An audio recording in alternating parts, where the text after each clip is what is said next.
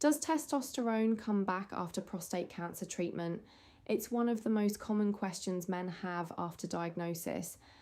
And the honest answer is, it depends. If you've just been diagnosed or you're supporting someone who has, understanding how different treatments affect testosterone can really help you plan your care and manage expectations going forward. So let's break it down. The treatment with the biggest impact on testosterone is androgen deprivation therapy, often called ADT or hormone therapy. This works by deliberately suppressing testosterone to very low levels because prostate cancer cells typically need androgens to grow. Medications such as goserelin, leuprorelin, or degarelix are commonly used to achieve this.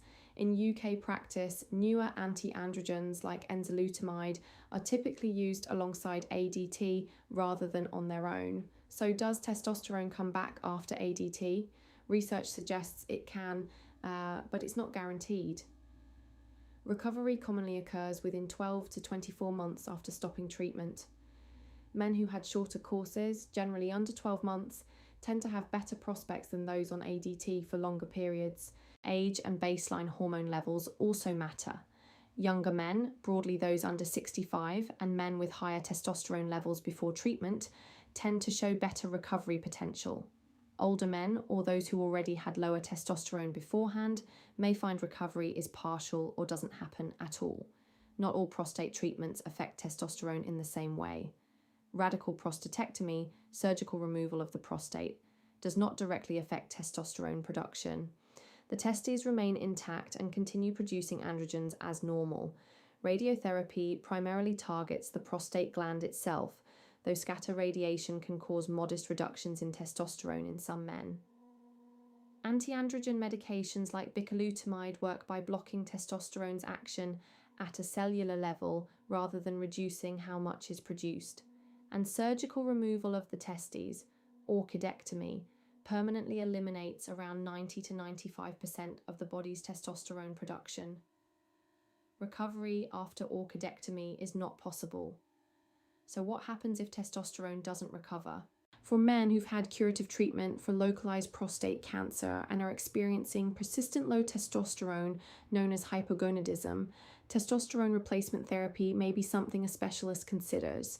This must be specialist-led with careful assessment and ongoing PSA monitoring, and it is not appropriate if cancer is active or has recurred.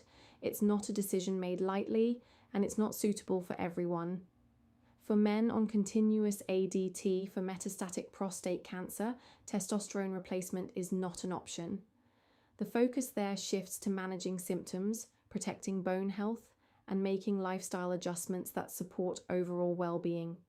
If you're concerned about low testosterone after prostate treatment, there are things worth raising with your doctor or specialist.